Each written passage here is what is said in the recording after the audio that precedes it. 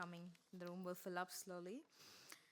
So my name is Shobana, and I am working for the JIVOPA Secretariat as the sanitation focal point. And I'm really happy to be a part of this session, which is kind of a break-off and then a continuation of our IWA Africa Sanitation Dialogue that was really successful a couple of days back in putting this message that non-sewered sanitation is not just a transition to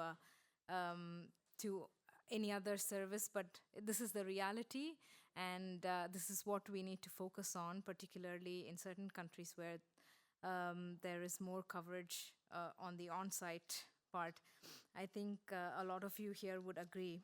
So we all know that the SDGs, blah, blah, 3.5 million people lacking access to service, but this is the statement that's bold in every conference, but no one is talking about how we're going to serve these 3.5 billion people exactly, because these are people who are living in informal settlements, and these are people living in low-income communities, and the services never reach them. And it's always informal or small and medium private sector that's servicing it without any connection to public utilities, and sometimes utilities don't even have the mandate to serve in such areas. So we're going to deal with that. And we're looking at sub-Saharan Africa, mostly where 77% of people rely on non-sewered sanitation. And then yet the utilities are rarely equipped to provide these services at scale. And then in Asia, we can look at some countries like Bangladesh, India, Indonesia, where there are predominantly septic tanks and on-site sanitation services, approximately from 70 to 90%. So this session is going to focus a bit, the dialogue is going to focus a bit on Asia and Africa, and look at how utilities can eventually transition into bringing sanitation as public services. So with this, I would like to introduce our first speaker of the day. Hezekiah Pire from UN Habitat, who's the WASH team lead and has been working on NSS predominantly in the Global South. He would be discussing about the status of, sanitation policy in the Global South, and also probably linking it a bit to urban planning. So over to you, Pire.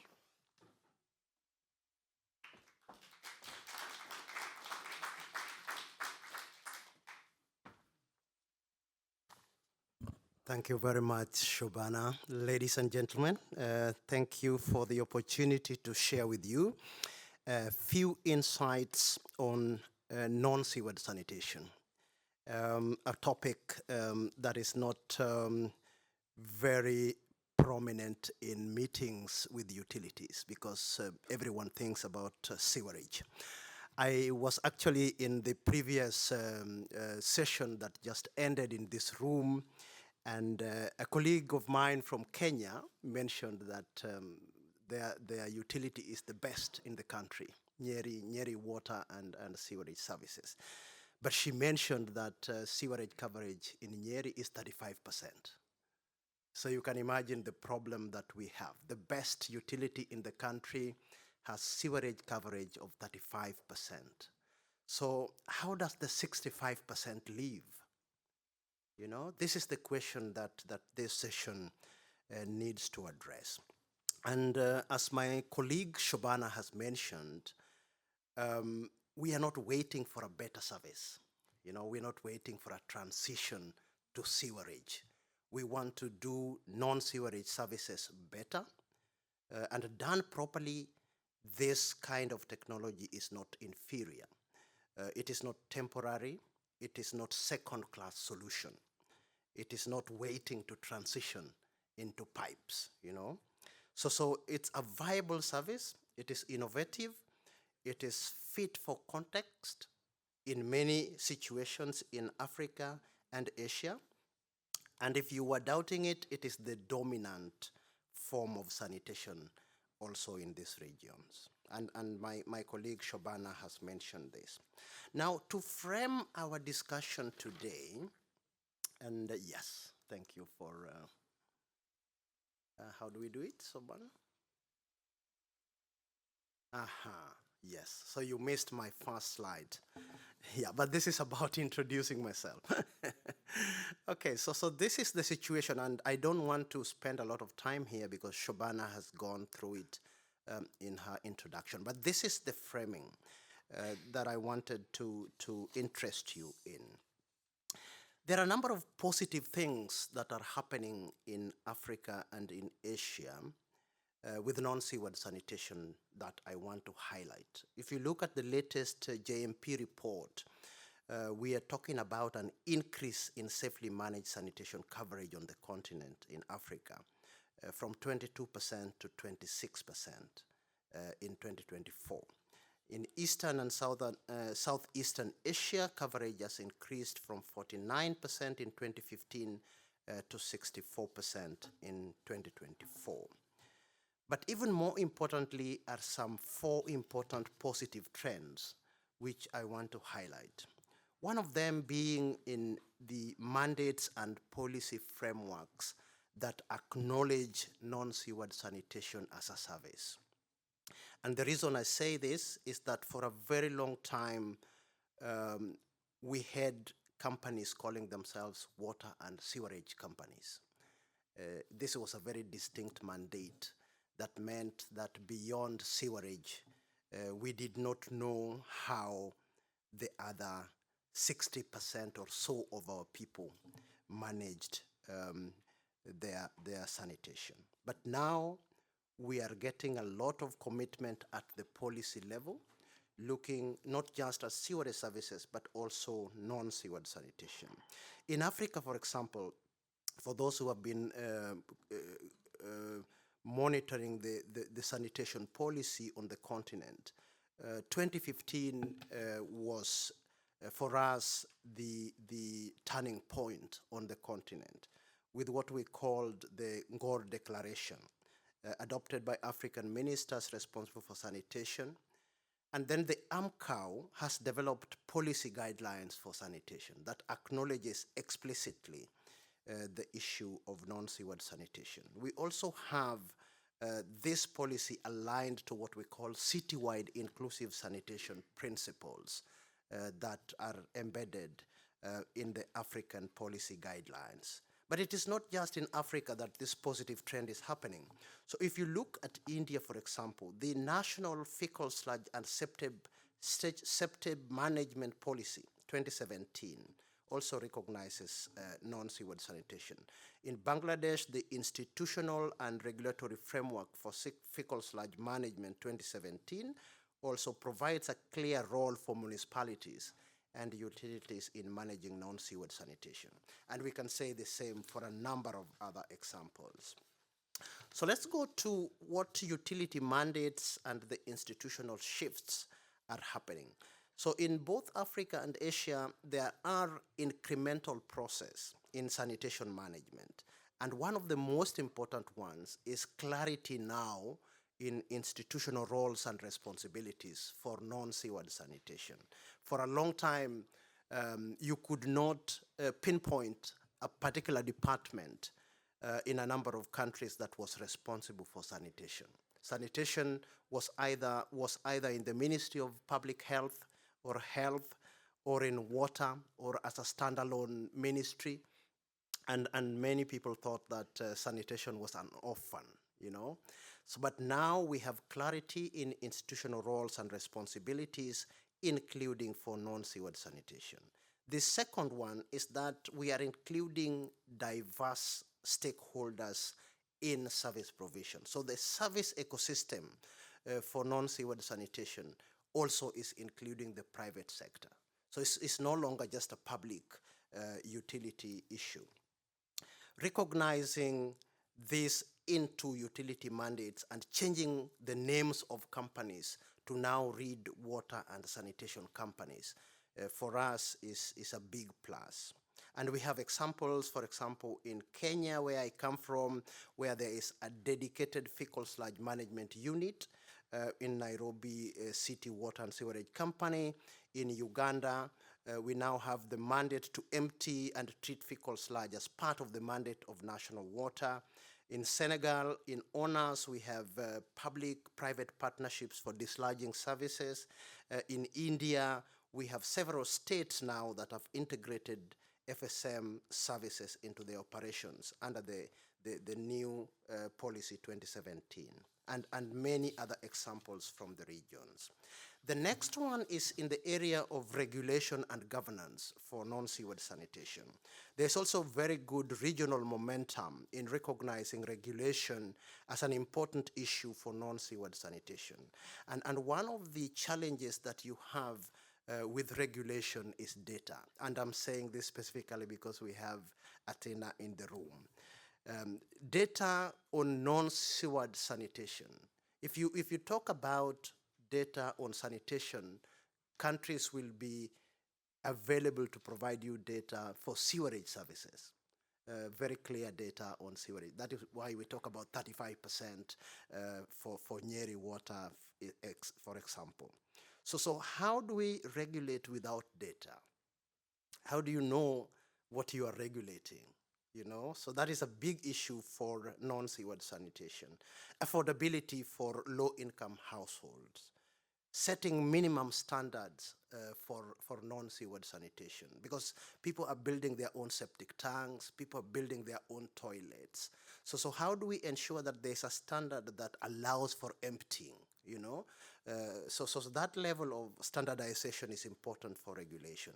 And lastly, how do we license and also monitor compliance? And a number of countries are making very good progress on this. And lastly, ladies and gentlemen, is a topic that is very close to the heart of my organization, UN Habitat.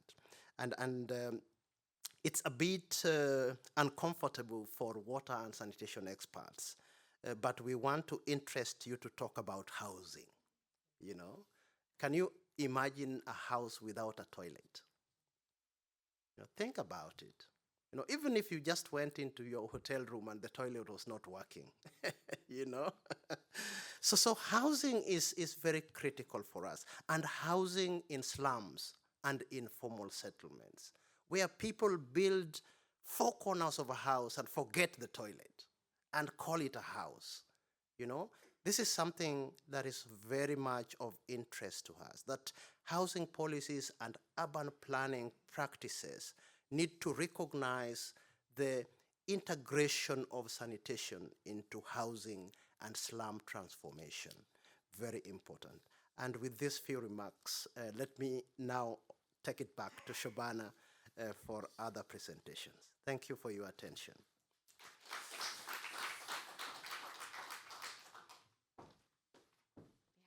Thanks, Pire. I think that, oh, I really had to lower the mic.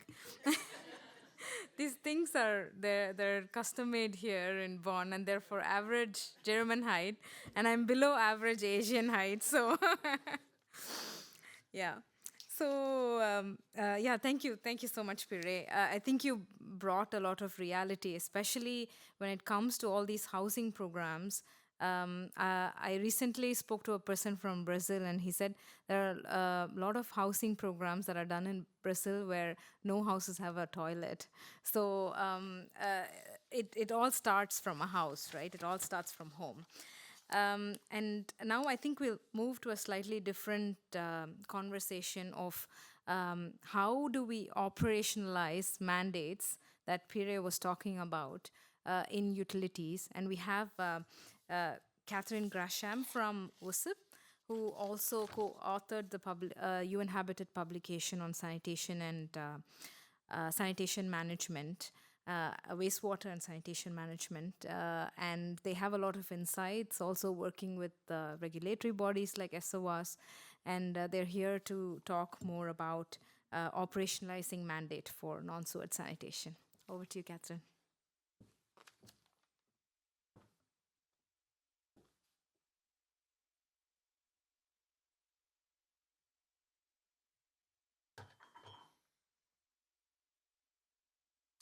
Thanks, Shobana. Thank you very much for the opportunity for WUSIP to present our research today.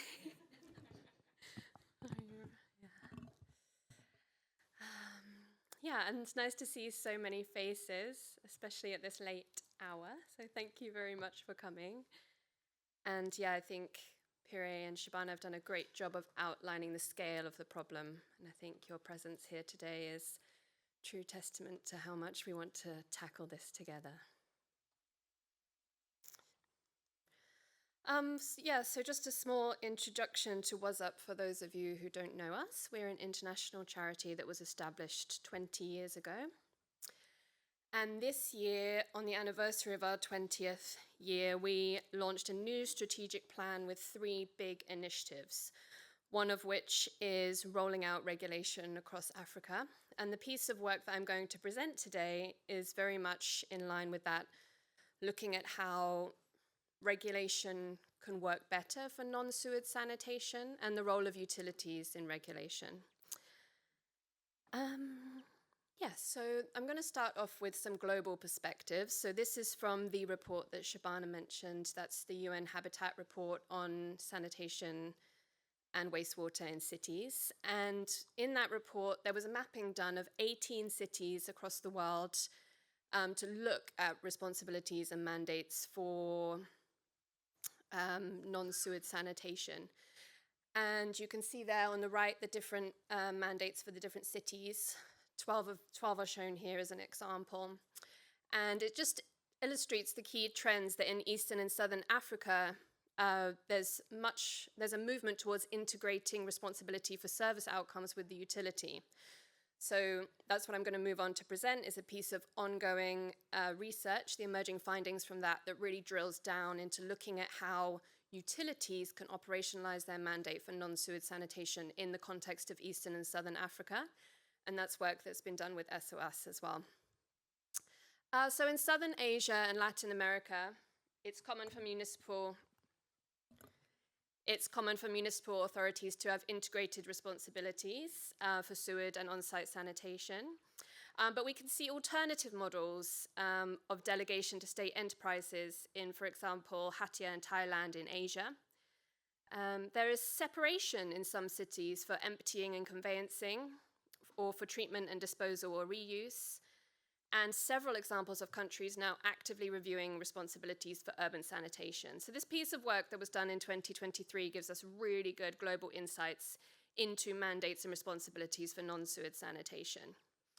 So what I want to present now is the case for integrating sewered and non-sewered sanitation into utilities, with evidence from 20 interviews that were taken in the eastern and southern area of Africa with utilities. So if responsibilities for non-sewered sanitation can be integrated with responsibilities for sewered sanitation, it really mitigates the risks of disproportionate resource allocation to sewered sanitation, which has been a trend that's been ongoing in the past. And there is inattention to non-sewered sanitations relative to other municipal services. And given the scale of the population that are reliant on non-sewered sanitation, this is something that really needs to change. It supports clarity of public understanding on who's responsible for what. Even though there is such a large informal sector, it's often extremely poorly regulated, and that really needs to change so that they are better regulated to provide safe sanitation services. It can support the adoption of a customer-oriented mindset, which is really required to coordinate high-quality sanitation service provision. And it can enable fecal sludge treatment to be combined with existing responsibilities for wastewater treatment, so it can have improvement in environmental outcomes as well. It can assist the formation of effective regulatory structures, as I've already mentioned, and facilitate cross-subsidies from sewered sanitation to non-sewered sanitation, which we're seeing, for example, in Kenya at the moment. So we started with this piece of work by mapping out what's really required for utilities to adopt responsibility for non-sewered sanitation, and we ended up with these different areas which really neatly articulate what's needed. So stakeholder engagement, policy, legal and regulatory reform, institutional behavior change, changes to internal utility structures, a specific service delivery model around containment, utility system development, human resources, financial resources, private sector engagement, and the transfer and treatment infrastructure. So it is a huge and enormous undertaking. So what we were trying to do with this piece of work is to really track what's been going on and pull out some key findings that can really support the operationalizing of mandates for non-sewered sanitation. So I just want to talk through 4 of the key findings from the report. So the first one is that dedicated organizational structures and or staffing must be created, supported by cross-organizational resourcing. So what this means is that, as I already mentioned, there's such a large informal sector that's operating in the non-sewered sanitation space.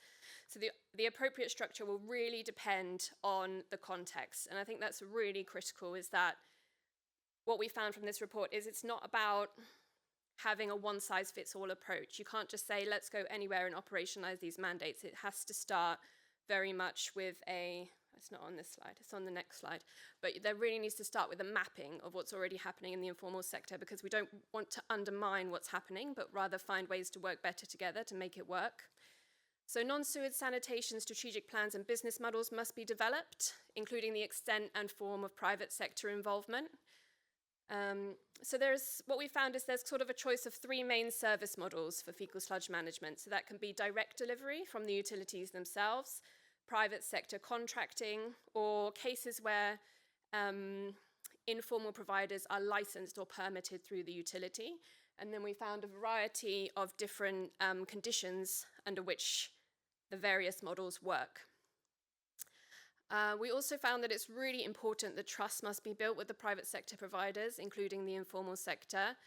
For this, really, with all these multiple different actors working together to achieve safely managed sanitation for everyone, it's really fundamental that there's high levels of trust among the different providers. And then finally, sustainable financing is the issue we'll keep coming back to over and over again in this Congress and all the time, but it really begins with a business model in this case. So it's about making sure that the non-sanitation services in the utilities strategic plan and develop a really specific sanitation business model that's coherent, that shows how everything is going to work together. So that's everything from the report. So as I mentioned, these are emerging findings, and it will be published in the first quarter of next year. Have a look out for that. And it's going to be published by SOS and WhatsApp. Thank you very much, and I look forward to the panel.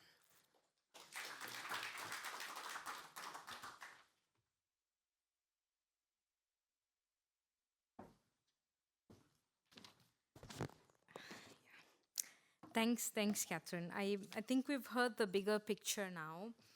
And I just want to share a personal story. Do we really know sanitation as all these people who are sitting in these conference rooms dressed in fancy suits? Do we really know the problem? That's my question. So in 2016, I was working in northern Uganda in a refugee settlement. And I was in the settlements for a couple of days. Of course, I could go back to a nicer hotel in the cities every day, but there was one day I just couldn't. I had to use the toilet in the refugee settlements, and I went to a pit latrine, and I used the toilet, and then after a few days, I got typhoid. That wasn't cured for 2 months, and I could get into a fanciest hospital in northern Uganda, and I could treat myself, and it still took me 2 months to recover from it. So this is exactly the problem we're talking about. We're not able to empathize and understand the situation of people who don't have access to services.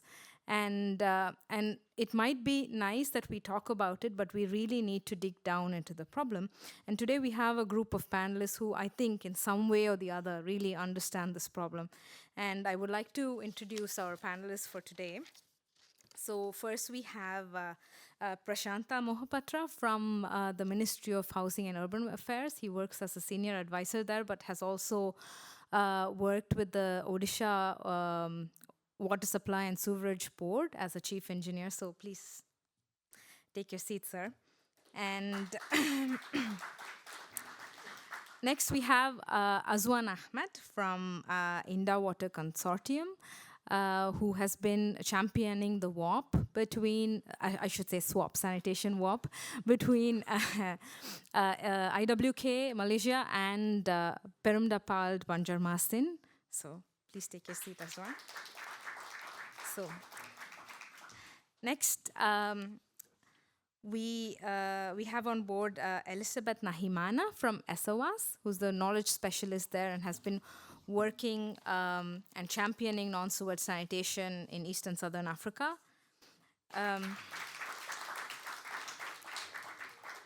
And next, I have a very interesting person who spoke at the plenary today, Rose Molokone from South Africa. She is the national coordinator of FEDUP, that is Federation for Urban and Rural Poor, and also representing Slum Dwellers International, giving us deep insights on informal settlements.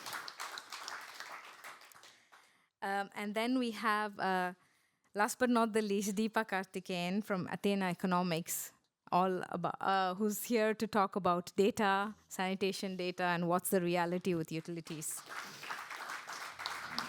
So we might also have Kichime Baba from Pan-African Association for Sanitation Actors, representing the private sector, if he's able to connect, because he's having some technical difficulties, I believe. So I think I can dive deep into the panel already. So I want to talk to Prashanta about this interlinkage between housing and sanitation. So housing, land tenure, and basic services, they're basically all interconnected, particularly in informal settlements. So what do you think are the biggest challenges affecting efforts to integrate formal sanitation services for households where there is, mostly informal services, large slums? And then how do you think the Indian government is integrating sanitation services in slum upgrading programs?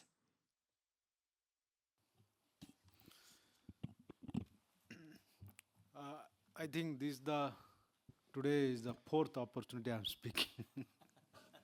Yeah. Thank you for inviting me and giving again this platform. We have championed non-sewered sanitation in Odisha. I didn't mention about the slum. We have Odisha has won twice UN Habitat Award for slum development. I'll talk about that story today. As you expressed very clearly, we have a lot of challenges in slums. It's all because of the very poor infrastructure, very rudimentary infrastructure. It is there in Odisha, it's there in India, it's there everywhere in global south.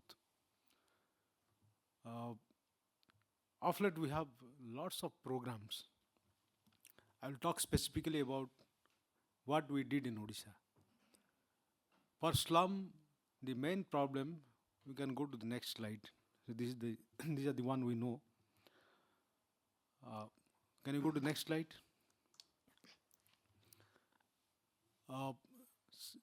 In slum, the biggest problem is the land tenure, right? They don't have the rights for the land, and they have settled anywhere they find the land, and they are very unorganized. So what government has done, each and every slum dwellers in each city, they have been mapped. There has been extensive survey, and each slum dweller have been given the land title. They have given the title of the land where they are residing. If it is a government land, it's there. If it is, let's say, forest land, they can't be given, so they have been resettled elsewhere.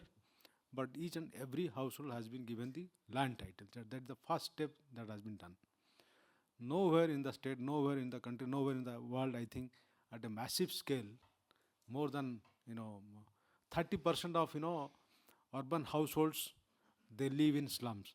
And in Odisha, the urban population is 8 million. So you can imagine 30% means 2.4 million almost. So that is the scale of the problem, and they have been given the land tenure. So first problem has been solved. Now, you can see in the slide, there are so many programs, government-led programs for the individuals at the community level and at various levels. That means for housing, there is a scheme called the Prime Minister's Housing Scheme where they get a lot of money, almost 80% of the money that is required to construct the house. There is a provision for providing getting the household water supply connection. Even for household electricity connection also there is a scheme, and for the toilet there is also a scheme, and there are a lot of welfare initiatives. Now for the toilet, this the land that they will get is about 45 square meter maximum, 35 to 45 square meter, depending upon what they have occupied initially. Now building a toilet inside that is not feasible or not possible. So toilet blocks, we call it community toilets, are built nearby. Now the difference here is that community toilets are usually seen as shared toilets, but here toilets are built for each person, for each household. So each household will have one specific toilet block. So if you have 100 households in a slum, so there will be 100 toilet blocks, 100 toilet seats, and so they will have the own key. So it may not be inside the house, but it will be in the shared block, in the community toilet, but they have the individual one. So that is the difference. We don't look at the shared one. And at the community level also, so we are addressing the road, the common infrastructure, the street light, the pavement, and all those things. They have been developed. And at the social level also, we have a lot of we have one house, we call it community house, that is built for them, so that they have all these activities. They will be gathering there and carrying out their activities. In cities where we have the sewer system, we are trying to integrate them with the sewer, with the sewerage system. But then again, that is not going to be very easy, because the alleys are very narrow, and to design network is not that easy. Wherever gravity permits, it's possible to build or to lay a condominial sewer or whatever is possible, that we are planning. And wherever it's not possible, maybe a vacuum sewer. And for present, they are solved with non-sewer sanitation.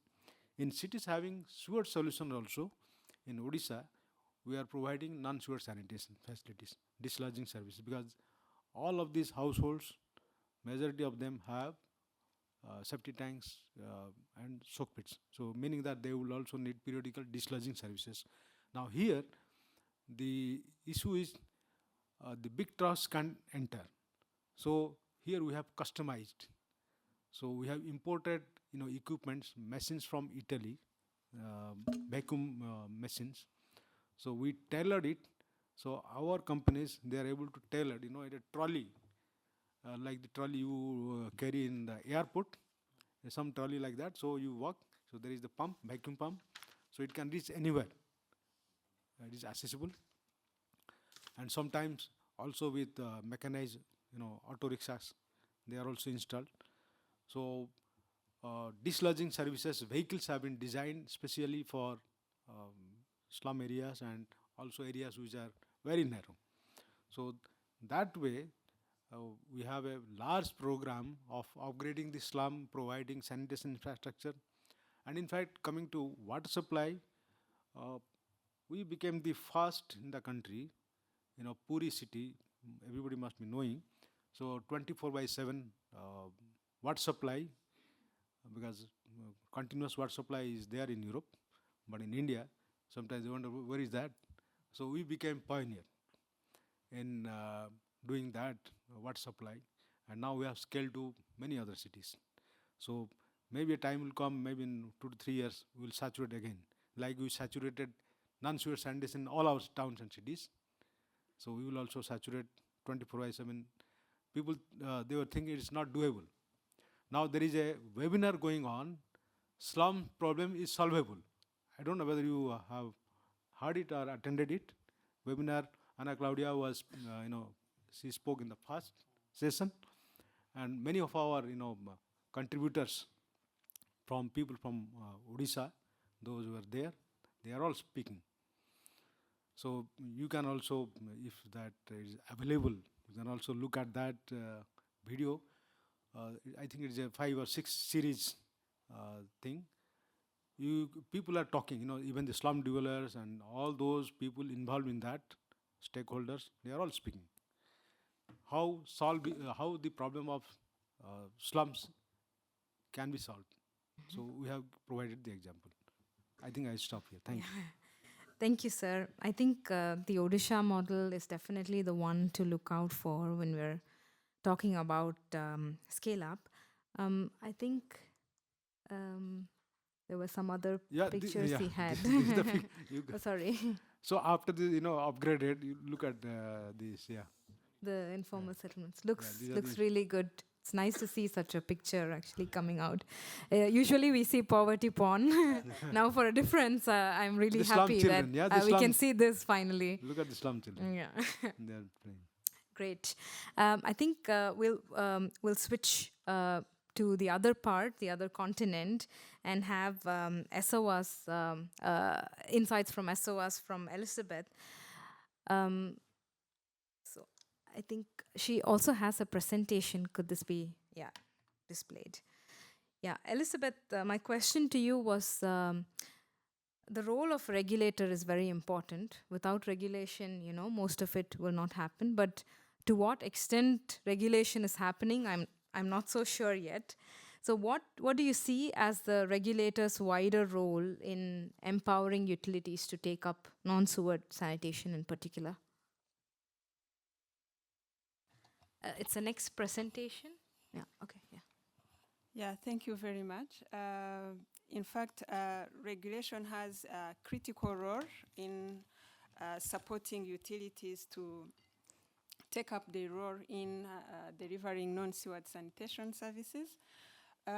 First of all, as Pire said, non-sewered sanitation was, policy, legal framework, all those documents, national documents were very silent on non-sewered sanitation. And what the regulators can do is to advocate for the integration of non-sewered sanitation in those national policies to get strategic guidance on what should be done and how to do it, and also clarify the mandate of different institutions, different organizations involved.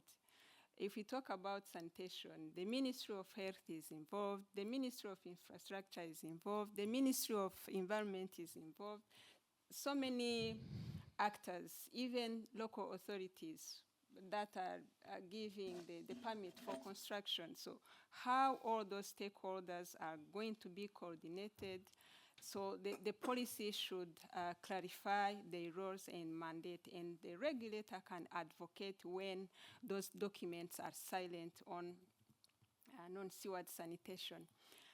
Another thing is to provide guidance on the service delivery. As an example, at SOAS level, we have developed the Urban Inclusive Sanitation Framework, regulatory framework, to guide regulators on how they can tackle the issue of inclusive sanitation. But when we talk about inclusive sanitation, we have in mind that people have been dealing with sewered sanitation where it exists. So our emphasis was mostly on non-sewered sanitation to integrate non-sewered sanitation in regulation and also in service provision. That framework inspired regulators to actually take up that mandate. And also, as Pire said, some utilities in Kenya, in Tanzania, in Zambia, they used to be called water and sewerage companies. Now they are called water and sanitation companies to make sure that they understand the full scope of their mandate that integrate non-sewered sanitation. But without regulatory guidance about standards, about the quality of services, the utilities are not really sure how to tackle the non-sewered sanitation. Then building the capacity of the utilities. We have examples of Zambia, where they have developed training materials for utilities on how to deliver citywide inclusive sanitation. And they have developed a number of guidelines, even other countries, specifically for non-sewered sanitation and fecal sludge management to guide the utility. This is how we should do it. And the guidelines, together with the framework, next click, they define the regulatory framework on how non-sewered sanitation should be delivered. The overall responsibilities is for the utility, but along the sanitation service chain, there are some services that can be delegated to other operators, like private operators or community-based organizations. So this framework also supported the utility not to feel like the entire burden is on the utility when they are not capable or they don't have that capacity to provide the service, like emptying, sludge emptying and transportation. It's not necessarily the utility that should be done, but how the utility can engage the private operators. So the framework and the guidelines define the permitting, arrangement to engage other service providers. Another role is to enhance innovative financing. As much as we have water tariff, how can we establish sanitation tariff, taking into consideration non-sewered sanitation, which is used mostly by what we call poor people or these people in informal settlements, you know, those that are not connected to the sewer. How do we establish a tariff model that caters for or sewered and non-sewered sanitation, and also other innovative financing mechanisms? For example, in Kenya, in Tanzania, we have, and also in Zambia, we have what we call sanitation surcharge, which is a percentage of water bill dedicated to extending sanitation to poor people or informal settlement. That also helped the utilities to extend and deliver non-sewered sanitation services. Another thing maybe that Deepa is going to talk about more is strengthening the data management system at utilities level, incorporating non-sewered sanitation. Countries with the system are integrating indicators on non-sewered sanitation and monitor them and report them in annual sector performance reports. We have cases of Kenya, Zambia, and also SOS developed a data collection template that is going to help in collecting the data from local level, from household level up to national level on non-sewered sanitation. We have also developed a Sanitracker system which helps to monitor the non-sewered sanitation service provision from the customer, operator, utility, and regulator up to the national level. So the tool is also available, is being implemented in Kenya to see how to close the data gap in non-sewered sanitation. So basically, that's what I see as the role of regulator in empowering the utility to take up the mandate in non-sewered sanitation service delivery. Thank you. Thanks a lot, Elizabeth. I just have a follow-up question. Are you doing anything to ensure that this mandate, like you mentioned, in some countries in East Africa where they're changing the names of utilities. Are you pushing for more countries to work on something like that? Are you pushing at policy level? Is that something you're doing?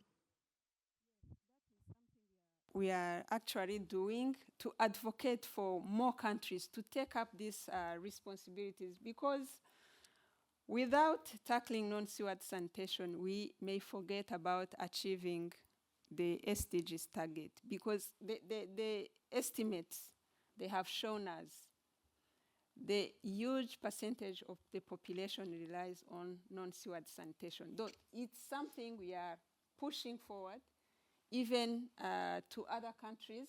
We've also received requests for support, technical assistance on how countries can tackle these issues of non-sewered sanitation. Yeah. Thank you. Thank you so much. I think I'm not African, but the day I heard that Zambian utilities were changing their name, I couldn't be more proud. Maybe because I'm part African. My husband is from Cameroon. Yeah. So yes, going back to the Asian continent. So we have. Could we have the next presentation, please? There's. Are you sure? The sixth one? Oh, okay. Sorry about that, but I think you can talk without the the presentation as well. I'm very confident. Yeah. So I know that because of economic development and abundance of water, sometime down the lane, you were able to switch completely to sewered sanitation, but not 100%. There's still part of Malaysia that thrives on on-site sanitation services.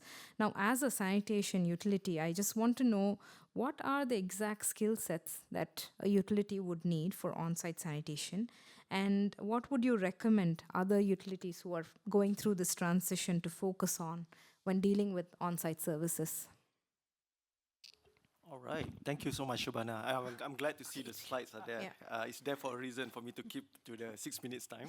Anyway, hi everyone. I think I'm being very humbled to hear stories from India, from other parts of the world, in terms of how non-sewered sanitation is being managed and addressed. And I'm being very thankful in terms of how we do it back in Malaysia. And interestingly, when we mentioned about changing the name of a utility, Indah Water Consortium, we always call ourselves a sewerage services company, but we are doing both. So there's a point to ponder from this particular trip, but that's technically because of the word pembentongan, which is Malay that covers both sewered and non-sewered. Anyway, that's a story for a different day. Back to the question, I think for us, the importance of the people or the skill set that is required for us to deliver in what we do. I will start by saying this. I just like to quote briefly how we view non-sewered sanitation. Yes, you mentioned about at one glance, our core business is managing about 30 million population, which is connected to our 7,000 sewage treatment plants nationwide. But more often than not, there's the different part of the organization or the mandate that were given by the government to us as a national sanitation services provider is to also look into 1.4 million septic tanks that need to be dislodged in the country. So there's 1.4 million septic tanks, there's about 1.3 million of pore flush still around. And I think the first key thing that we did was to acknowledge, that's what I think Piria mentioned also, that just having septic tanks is not a by the way, or it's not a transition thing. It's not a secondary kind of treatment. It is there for a reason. It is a treatment. It is helping sanitation, regardless of it's being connected or non-connected. So that is something that we established back then. And from there, I think there's a bit of an evolution on how it's being managed through our organization, Indah Water Consortium. To give you a bit of a context, the non-sewered sanitation was used to be managed by a small unit. Now we have seen the importance of it. We have migrated or evolutionalized that particular unit to become a department by itself. Why it is important to have a department by itself? Because it's a totally different ball game compared to our connected business. Where connected business, at the end of the day, you have 4 million, 5 million customers. It's all connected. You just have to send a bill. and worry about the collection. But in terms of non-sewered sanitation, it's not just emptying the septic tanks, but trying to convince the customers, trying to do a lot of advocacy, awareness programs, and ensuring there's the right commercial element to it as well. So all these skill sets are something that is two different game. In hybrid utilities like us, it's important to have that differentiation, that you need a different kind of skill sets. And that has happened in the past, and I think now we are proud to have one dedicated department looking into it. All in all, we have about 425 staff in this particular department. We have 132 teams nationwide with 151 tankers, and even that, it is not enough. What we required is also different actors within our ecosystem. We work with the private sectors, the private MTS, who are there, who were there. Some of them were there even before us. So we were there when the regulation was formed and all those. We told them that, look, we are not taking away businesses from you guys, but we want to work with all the MTS, all the private operators as well.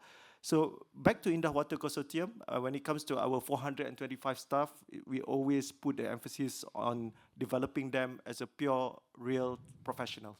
So like it or not, out of the 425 staffs, most of them are non-executives. In our context, non-executive means that they are not someone with formal education. They are the one that been working with us, very loyal from the very beginning.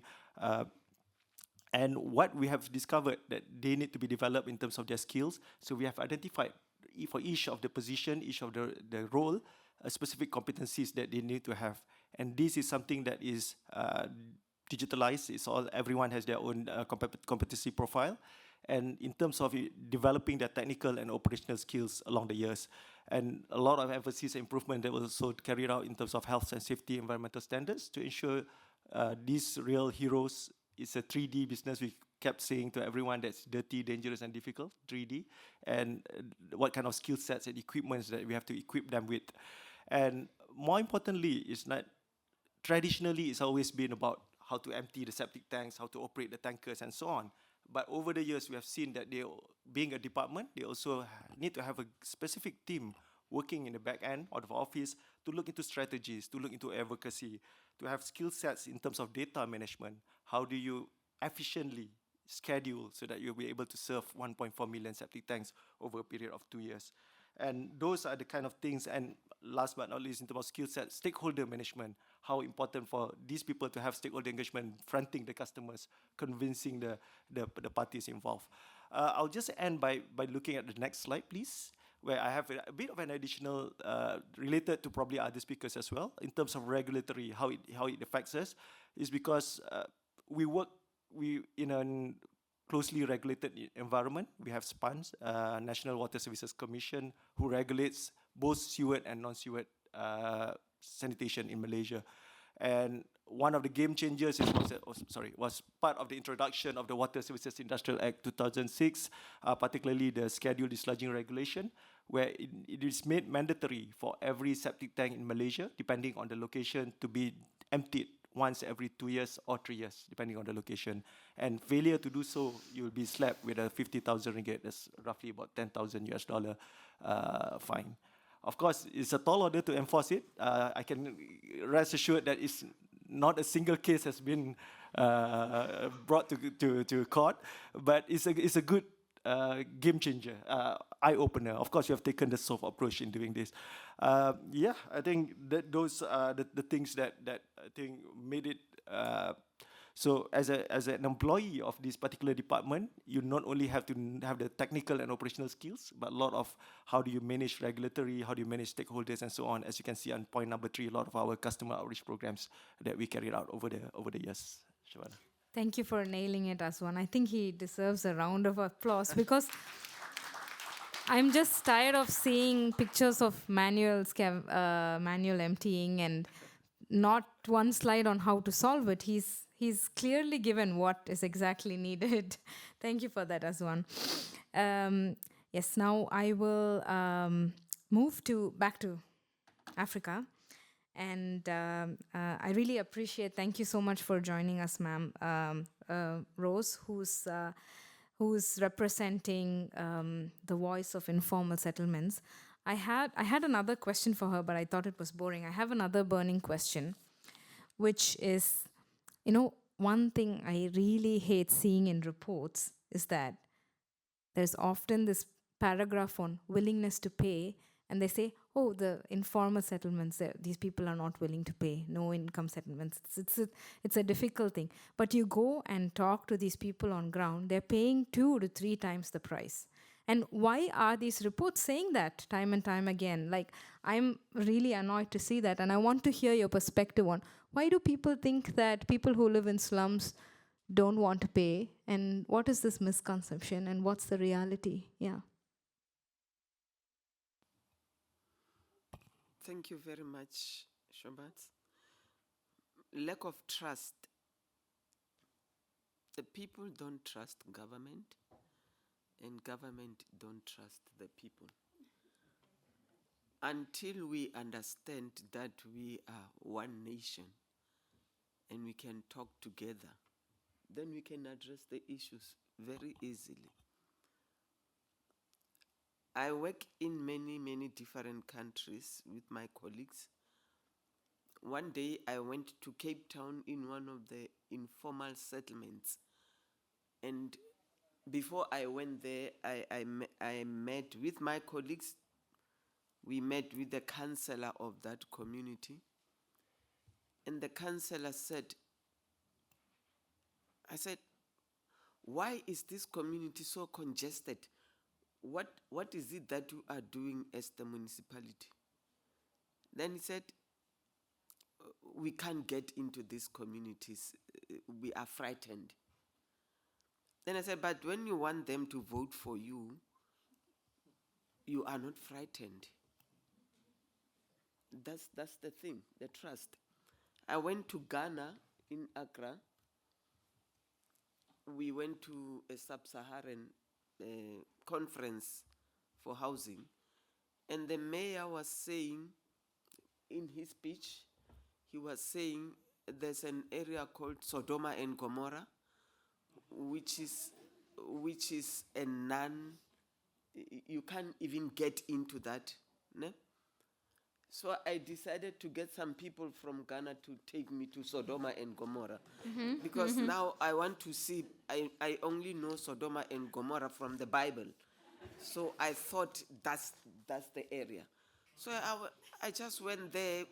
I didn't ask permission to get in, but he said it's a no-go area.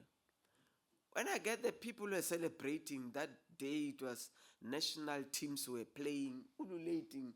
On the other side is the marriage, blah, blah, blah. So when I went back the next day, I requested to stop the conference, and I requested everyone to join me to go to Sodoma and Gomorrah. And by that time, the mayor was saying they are going to evict the people. So I took it upon myself to go back to my organization and say, I want to go back to Accra. So I went back to Accra with my other colleagues. We met with the mayor. We engaged with him. We said, we are going to make sure that those people understand what you want them to do. To date, the area is still there. No eviction happened. Because what we did data collection, we enumerated the area, we did the planning of that community, and then we took it back to the mayor. But for us, we said, Mayor, we are inviting you to Sodoma and Gomorrah because now we are going to celebrate the outcome of the data we collected. And that's how we managed to make him decide not to evict the people. So hence I'm saying, if we work together, we can come up with proper solutions. Whilst the people are talking here, I was just looking at how many types of toilets we are having in our informal settlements. We've got the ecosystem. We have done the ecosystem toilets in Zambia and Zimbabwe, where we use the leftovers for manure. So it is working, and then the municipalities have agreed to support that kind of a system. In South Africa, we're having a program called Asivikelane, where we engaged with the city to say, we are sick and tired of being in the slums without a toilet. And then we agreed to build communal toilets, and it was recognized by the city. In the rural areas in South Africa, we've got the pit toilets. I remember I went in one of the communities and I went into this toilet. It nearly fell off with me. Then I said, oh my God, let me hold tight. But I imagine me being so frightened. What about that family that use that toilet every day?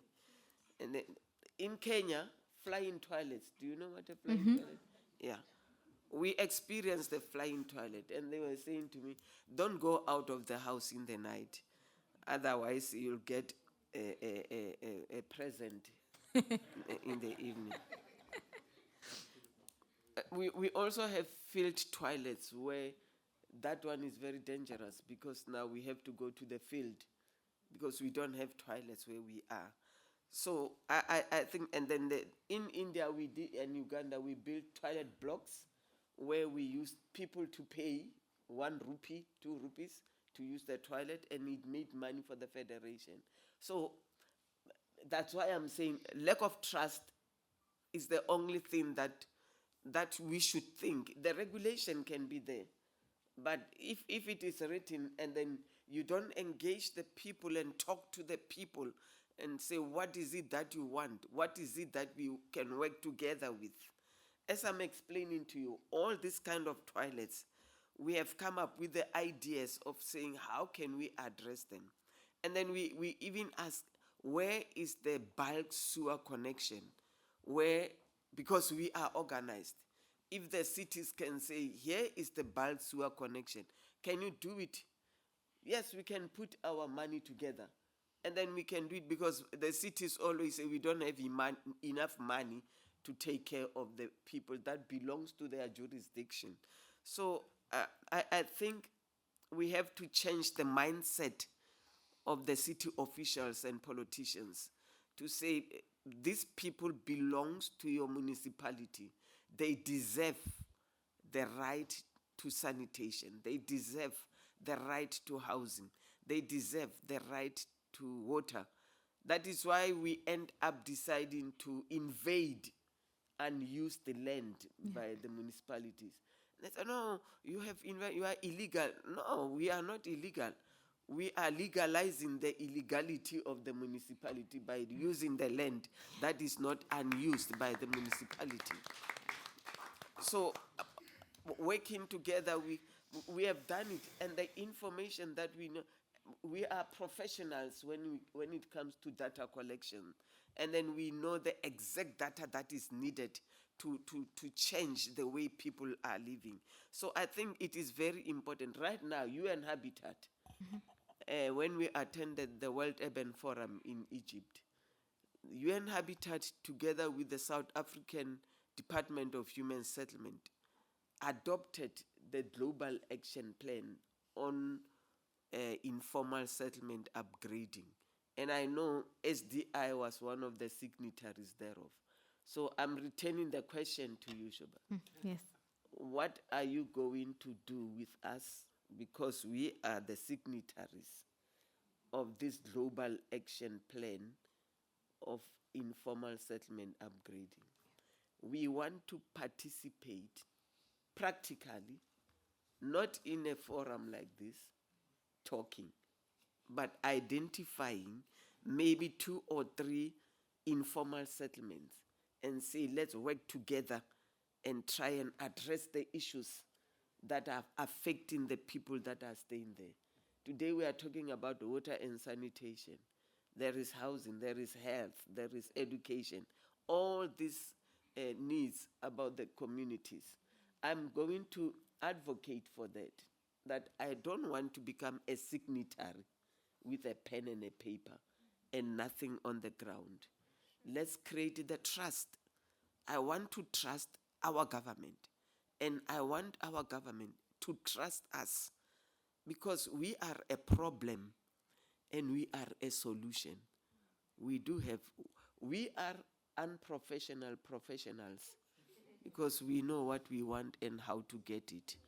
But we don't want to fight We want to fight around the table. We are sick and tired of protesting on the street because that's where the relationship is dying. But we say, let's fight together around the table and agree to disagree, and disagree to agree at the end of the day. Because the policy, the regulations are written by professionals, academias, politicians, but we, the poor people, are the only people that can address our own daily affected issues. We are there in informal settlement, in slums, in townships. We are there. We won't disappear. We want you to recognize our existence. We want you to acknowledge that we are also important in creating a better life for all. The life is us, and no one can change it for us. The only people that can help us to change, it's you, government, UN Habitat, United Nations, municipalities, national government, regional governments. Don't talk about us without us. Nothing for us without us. And then we have to stop there. Trust us, then you will see wonders in changing. Maybe you want to continue having these informal settlements because it's the agenda. If you finish it, you won't have an agenda to discuss. So let's work together to change this. The population is growing, and the people, they need a place to stay. And then let's address this agenda. Homelessness, landlessness, security of tenure is important because we can change our own communities if you also give us the right to change our lives. If we don't have security of tenure, we can't spend our resources. We do have money, we are very rich. It's just that you don't come to our communities to see how rich we are. Yeah. We are rich in mind, we are rich in money, we are rich in the knowledge that is needed to change the lives of the poor. The only thing, let's join hands together and walk the same path together. The world will be better to stay for everyone.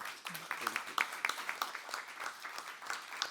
Thank you. Thank you so much, ma'am. I don't know if I have the power to talk on behalf of my organization, UN Habitat, but I'll give one advice to the people. Next time you see a report that says willingness to pay, burn it. Like really, burn it. We're not having that conversation after we've heard Rose. Yeah, thank you so much. I know it's the end of the day. Deepa, I don't even want to ask you a question. Just tell me one interesting sanitation data story from what you've encountered. Like with your experience from working with utilities. Any interesting story? Yeah, sure. Firstly, I just want to say that I feel guilty even occupying this real estate and depriving this audience of what Madam Rose has to offer, because I just think we could all just listen to you and just feel inspired to think differently and behave differently. I also want to say I really enjoyed listening to all the other speakers. Firstly, it's great to hear that you've gone from a cell to a department. And this is interesting because I just spoke to 2 utilities that they've shut down whatever little they had and said it's just crazy to continue to cross-subsidize because the cost of keeping that unit going is so high unless you're getting some grant money, right?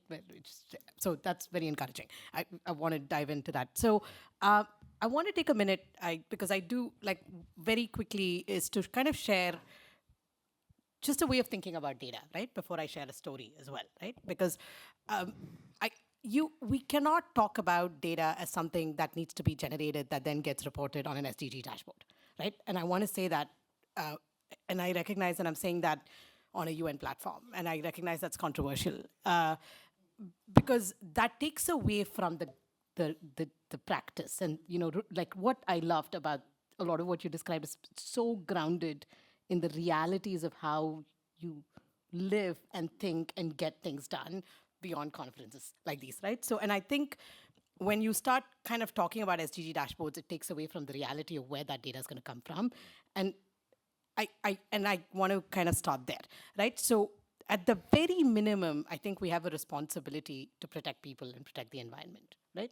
I think any policymaker, and that's true for all urban or all services, urban or rural services. And when you start saying, how do I protect people and environment, you start with, okay, let's look at sanitation. Firstly, we know most cities don't have sewers. Even where we have sewers, there are challenges, but I won't touch on that because we're talking about non-sewered sanitation here for a minute. Now, when you start talking about non-sewered sanitation, you then ask yourself, okay, who is really delivering any kind of a service today, right? When it comes to non-sewered sanitation, it's rarely the government, right? There are cases where the government has some role to play. I'm not denying that. And I know the WASAP report kind of shows examples of where the government does play a role, but often the government coexists with the private sector. But it's this weird sort of schizophrenia, right? It's almost like you deny each other, like the private sector kind of operates in this completely unregulated, informal, sort of like this space, it's convenient, there's corruption, there's rent seeking. And then the governments, and I one name, a utility leader once said, I feel like an ostrich. Every time somebody says pro-poor, I just put my head down into the sand, and I never want to think about it because he's like, this whole pro-poor thing is so complicated, I don't even want to deal with it, right? So it's almost this sort of this bizarre and very uncomfortable coexistence. So when we start now let's talk about, okay, just if you start going into practice, then what does generating data mean to protect the people that receive the service, the people that provide the service, and then protect the environment in terms of your water bodies?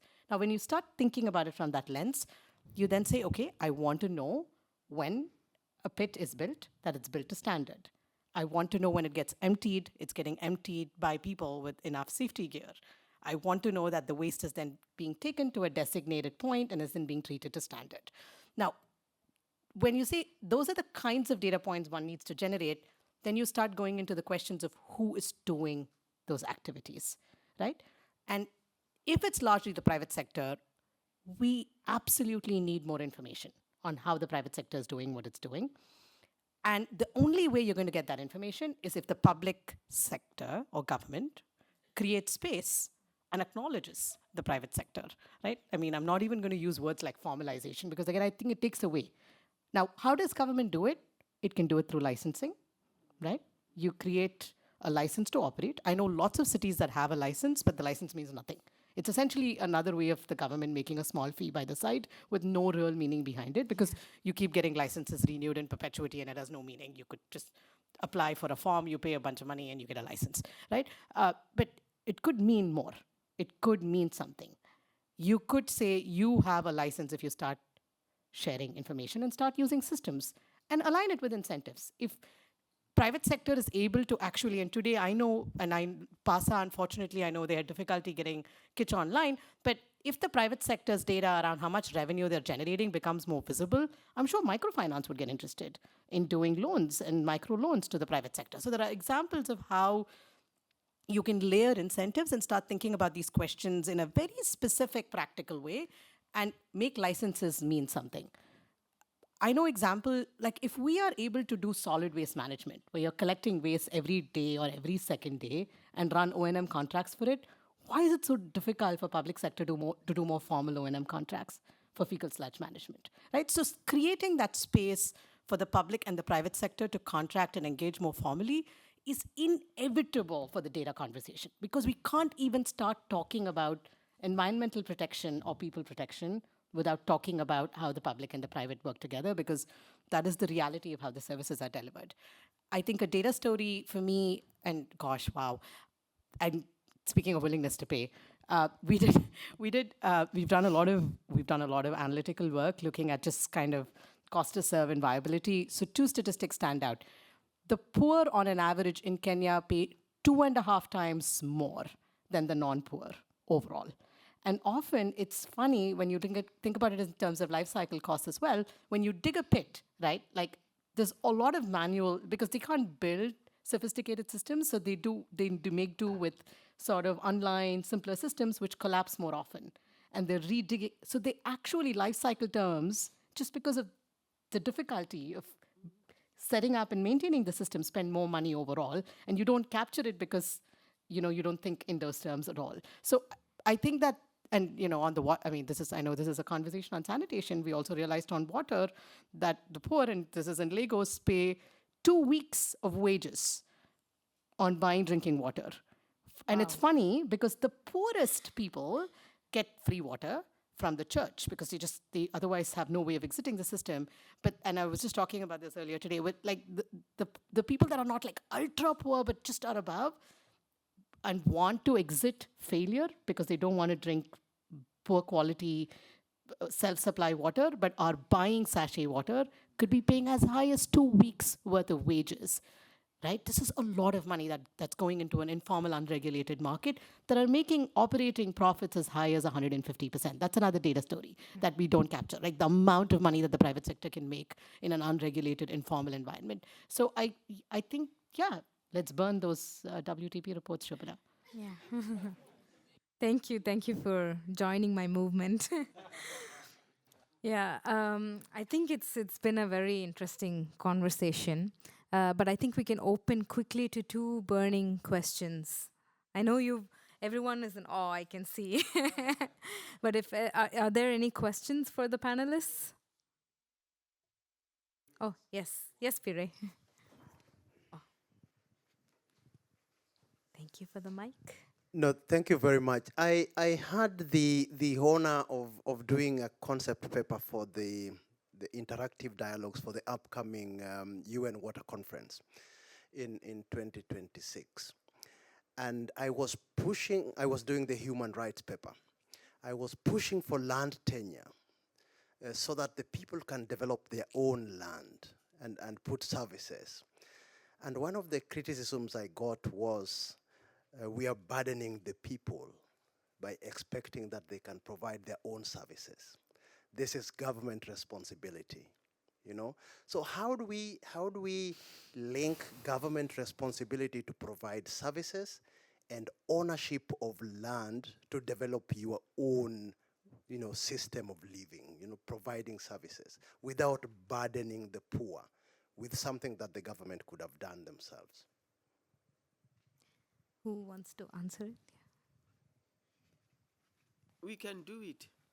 We have done it in few settlements in South Africa where we replanted the informal settlement and then we outsourced the intelligence of people who know how to put in sanitation, but we drew the plan for that particular community. I'm just giving an example that hence it goes back to the trust. Government likes us to be always dependent on them.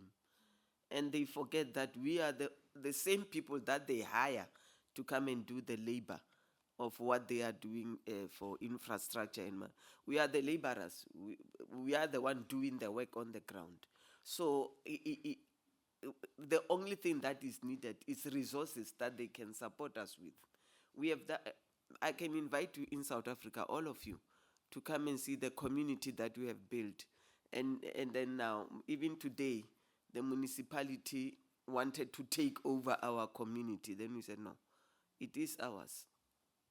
So it's easy to do it. Okay, I understand in other communities it can be difficult because the law, the standards don't allow to do informal processes. But guys, trust the people. They are there. They can do it. Thank you. Thank you. Now I have 3 people who have been listening to this whole conversation but want to probably give their own feedback. I would say restrict it to 2 minutes each.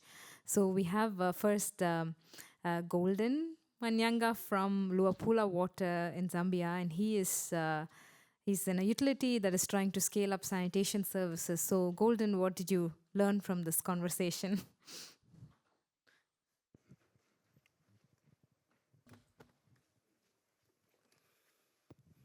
Thank you so much. Nice presentation, full of rich information.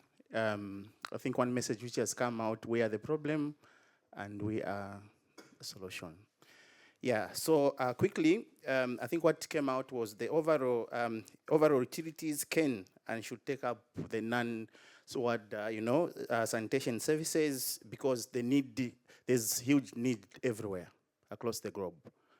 But it poses a very huge challenge for the transition. But we know that there are utility companies which have,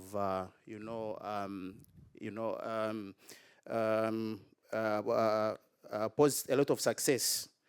In that, these utilities which have shown great success stories, there have been a shift in the thinking, to move away from the pipes, to think issues to do with the sanitation, citywide sanitation inclusive, okay? Because it's an alternative. Then the other issue I think which came out is investment into the data was clearly, and also regulatory framework, financing model, and also the issue of involvement of the community, if we are to move that way. Then the other issue was to adopt the technologies, business models, and also institutional setup to local context. In short, non-sewered sanitation system is just a cheap alternative, and we should go that route. It's just up to utilities to change their mindset. We can all do it. Thank you so much. Thanks, Golden.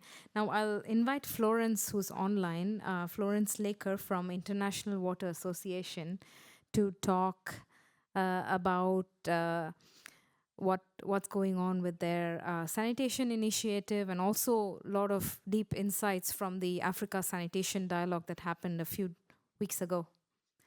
Florence, are you there with us? Yes, Shabana, can you hear me? Yes, loud and clear. Hi, Florence. Great. All right, thank you so much. Thank you, Shabana, and thanks to all the speakers and panelists for the rich and insightful contributions, and really listening to today's discussion, reflective, of course, on the Africa Sanitation Dialogue that we had on a similar topic. I can see quite a few strong themes that emerging towards shaping the global, of course, sanitation conversation as we redefine how we think about urban sanitation service delivery. And first is the recognition that non-sewered sanitation is a core public service. This has really been alluded to already by Pire, but yes, it's really coming out very clear that even from today's discussions that with the majority of the population in Africa, but also in parts of Asia, India, and other countries, of relying over 70% of the population reliant on non-sewered sanitation. I think this has reaffirmed that this reality of non-sewered sanitation is just beyond Africa, but also giving us the clarity that we must plan, regulate, and finance non-sewered sanitation, and accord the same priority that we accord to sewered sanitation. The second thing that has really stood out, again from both sessions, is that institutional clarity and collaboration are essential. I think this has already been alluded to again by Prashanta, who shared about the national frameworks and financing mechanisms. And of course, already also the Odisha model. And that takes us to the issue of housing and sanitation, that these two cannot be looked at in isolation. And so we can see that all the speakers have reinforced, again, I'm speaking to both the Africa Dialogue and this session, we've reinforced that adequate housing must include sanitation. And of course, the aspect of secure land, tenure, coordinated planning, and affordability are very key in addressing this gap, especially in informal settlements. The other important aspect coming out is that utilities must lead, but not alone. And that's where the aspect of partnerships come in. I know Kitch was supposed to be part of this discussion, but I remember from the previous dialogue we had, Kitch, who is the Executive Secretary for PASA, really put out, highlighted that utilities often lack the capacity or the mandate to deliver non-sewered sanitation. So this is where the partnerships with private private operators become it's essential.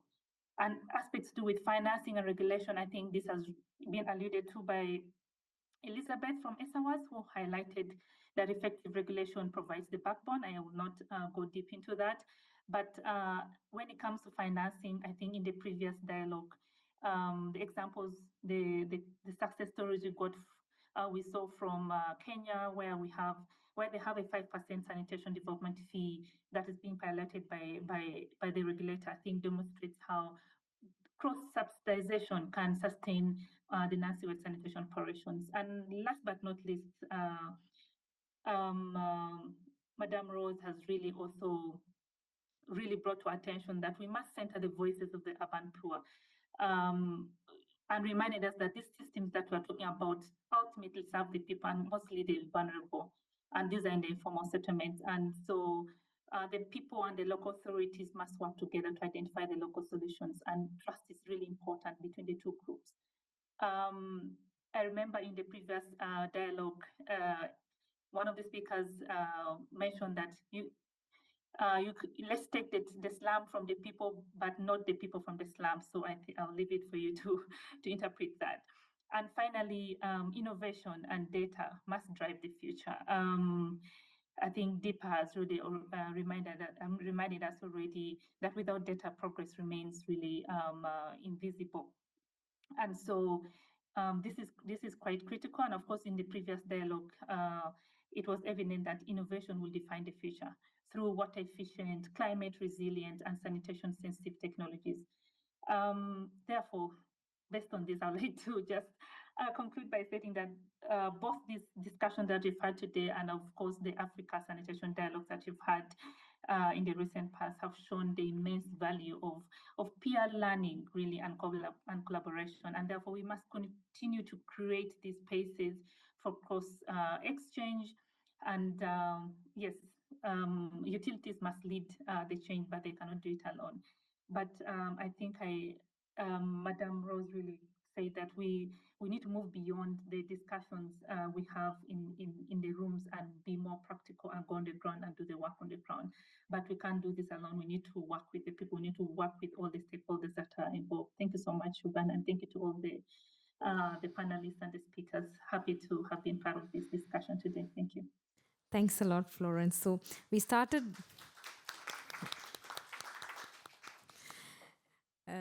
We started 7 minutes late, so bear 5 more minutes with us. I'm trying to be German because I've lived here quite some time. So lastly, we have our in-house CWISE expert, Abhishek Narayan from EWAG, who's going to kind of give his own perspective. Sure. I don't have so much more to add after hearing all this, and I know we've had a long day, but I'm just going to leave 2 simple thoughts. Number one is I did my PhD on CWISE almost a decade ago. I started, and when we had this concept of citywide inclusive sanitation, there was absolutely no information. We knew what it expanded to, and that's about it. And today, just listening to the panel, I think I've really understood that how much we've progressed. Because if any of you here are thinking about making your utility kind of choose the CWISE approach, just having listened to the panelists, and I will not go into details, but we really have had all the aspects that need to be operationalized, kind of clarified with clear evidence that it has been done in each of your cases. So for that reason, I count myself really lucky to have listened to this, right? And number 2 is non-sewered sanitation, taking a step back, is really the poorer sibling, within the as it is, the sanitation family is the poorer one in WASH, right? But non-sewered sanitation is really the poorer sibling. But if you actually look at data, whether it's multilateral development projects or even government-funded projects, the cost for actually operationalizing non-sewered sanitation is such a small fraction in terms of per capita equivalence compared to sewered sanitation. Yet, it is actually one of the hardest things to implement because of all the complexities, the variety of actors that are kind of in play to get it right. But what I would really look for in future GOPA congresses is amplifying this conversation around non-sewered sanitation. And I think the panelists here have really covered so many interesting examples around non-sewered sanitation that even within the WOPS program, I would actually invite the European colleagues and colleagues from sort of high-income utilities to actually go here and learn and then bring back how non-sewered sanitation is actually managed in complex regulatory environments, in complex environments of various stakeholders and urban typologies and so on. So to me, this panel has been fantastic, and I'm leaving this room with a lot of understanding and nuances about how CWISE can actually be operationalized. And I think the path towards sort of sanitation security is much more clearer for me, given all these examples that we just heard. So thank you, and back to you. Great. Abhishek, you need to buy me a drink because I brought these panelists together. So, before we conclude, we have a very interesting announcement. At least someone in this crowd actually listened that sanitation is an important topic, and they're going to announce something exciting on sanitation. So I'm very happy and pleased to welcome the Asian Development Bank to announce some exciting news. I have Fatima Bautista from Asian Development Bank here for the announcement. Hi, good afternoon, everyone. So yeah, I'm Fatima Bautista from the Asian Development Bank. This session is truly inspiring, and but at the same time, coming from a development bank, reminding us that there's more work to be done in sanitation. So as you know, since 2007, ADB has implemented 90 twinnings in 30 countries across Asia and the Pacific. So we have leveraged about 2.5 billion worth of project investments, emphasizing that institutional capacity building goes hand in hand with infrastructure. So in the next 3 years, ADB will be implementing 25 new twinning partnerships. And with this, and hearing with this, we commit to 5 WOPs, sanitation-focused WOPs. That we will be doing this together with the Gates Foundation. And thank you. All right, thank you. And yeah, as you know, WOP4R is like more than twinning. It's a transformation. So we believe that, like as Ms. Rose said, working together, sharing knowledge, building institutional capacity, is a step closer to universal access to safe water and sanitation. Thank you. Thank you so much, Fatima. I think to conclude, again, I have a small story or a testimonial.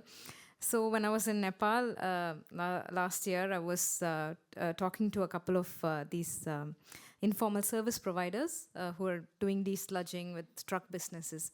And one person told me, Madam, I come from the upper caste because there's a caste system in South Asia. You might be aware of that.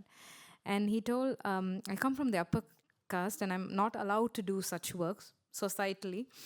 And then he said, but I still do it. And my relatives are not happy with it, but they don't know how much I make, So there is a lot of potential in sanitation. I hope we keep up with this momentum. Thank you, wonderful panelists. I think we all had a great session. I'm really tired, but I really enjoyed the session. I'm sure all of you did as well. There is one comment from Stefan.